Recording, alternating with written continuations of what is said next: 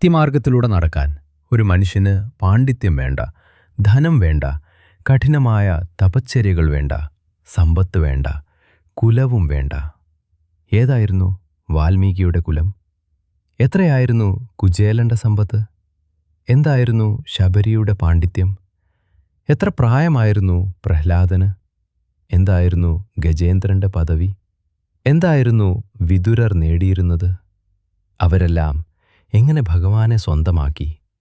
അവർക്കെല്ലാം ഉണ്ടായിരുന്നത് ഒന്നേ ഒന്നായിരുന്നു, നിറഞ്ഞ പ്രേമം. അതായിരുന്നു ആവശ്യവും അതിർത്തിയും ഈശ്വരകൃപ എന്നത്. അനന്തമായ വവിശാലമായ ഒരു സാഗരമാണ്. അത് ലഭിക്കണമെങ്കിൽ അർഹത ചോദിക്കില്ല, പദവി ചോദിക്കില്ല, ധനം ചോദിക്കില്ല. ചോദിക്കുന്നത് ഒന്നേ ഒന്നാണ്, ബുദ്ധിയിലെ നിസ്വാർത്ഥമായ പ്രേമം മാത്രം.